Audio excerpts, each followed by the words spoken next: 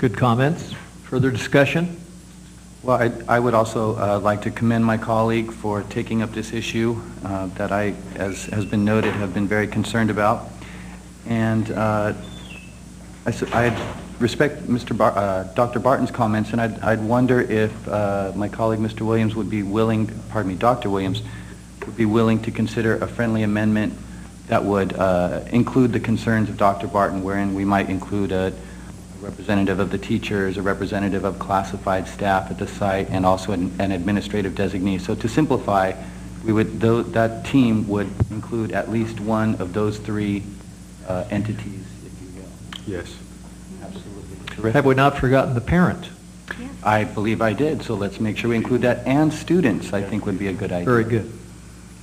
Would you accept that, Dr. Williams? Yes. So to clarify, there's 5 different folks that need to be a part of that team. Very good. Further discussion? All in favor? Aye. Aye. Aye. Aye. Aye. Corey? Aye. Very good, thank you. We have an item change of board meeting dates. Mr. Superintendent? Yes, I apologize. We have some conflicts with the board workshop dates that we've established already.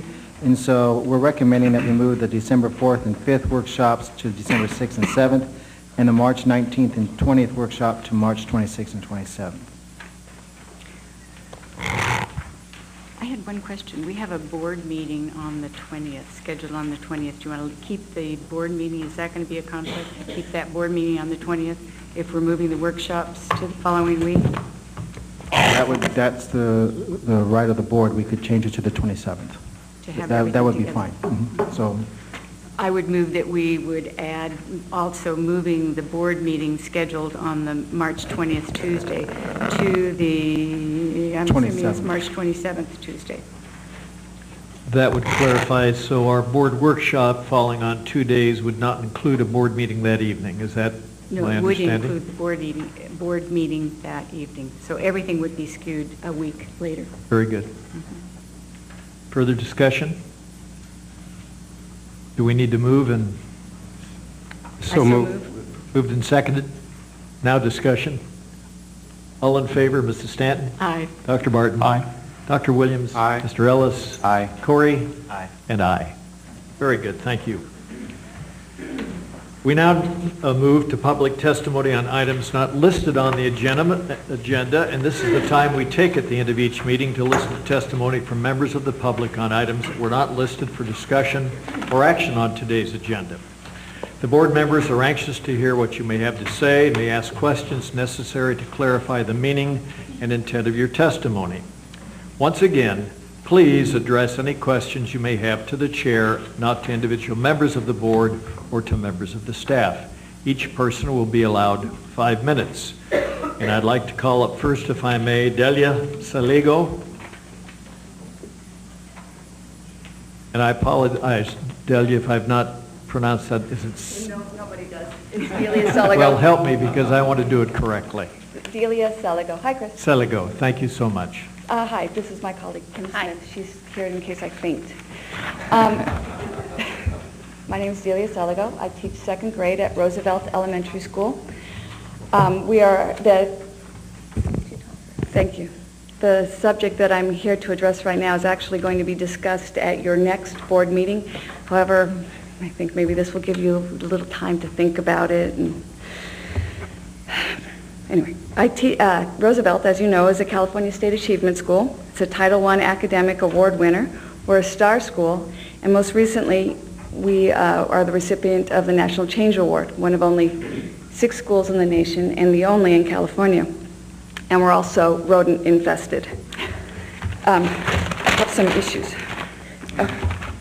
Rodents have been found in the classrooms in the main building, in the bungalows, in the ramps leading up to the bungalows, in the teacher's lounge, and last Thursday in a teacher's car.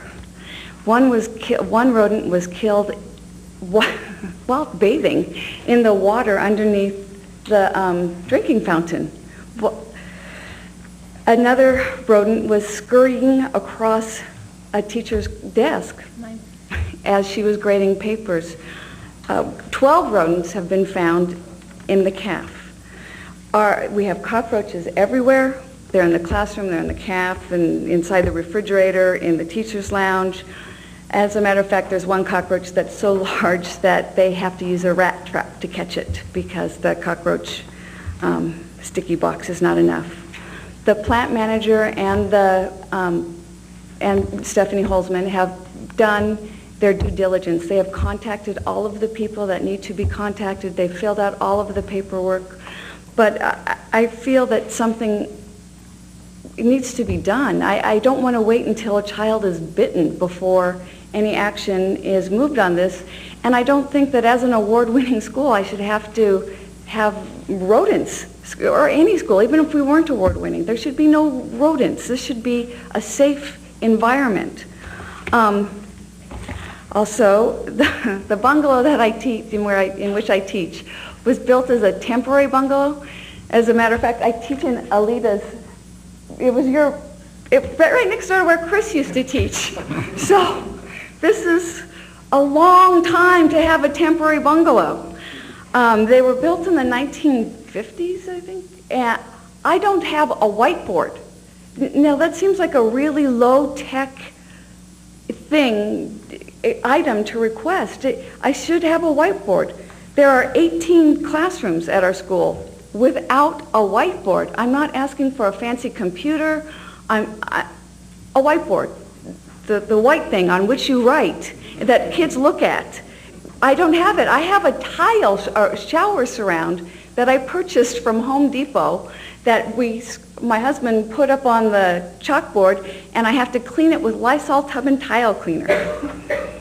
The HVAC unit in my classroom is so noisy that's the heating and air conditioning. I have to turn it off in order to instruct. I have to turn it off to hear my students. On Monday, there was a visitor at our school who was sitting in the back just to observe. He said, "Oh, excuse me, I need to come up closer because I can't hear your little voices." That was just embarrassing. Not to mention the fact that we turn the air conditioning on and off and on and off and on and off and on and off, and the flux in temperature just can't be healthy for anyone involved. As a matter of fact, our bungalows are so unclean that one teacher had a staph infection and had to be hospitalized on 3 separate occasions, and her physician told her it was a direct result of her working conditions.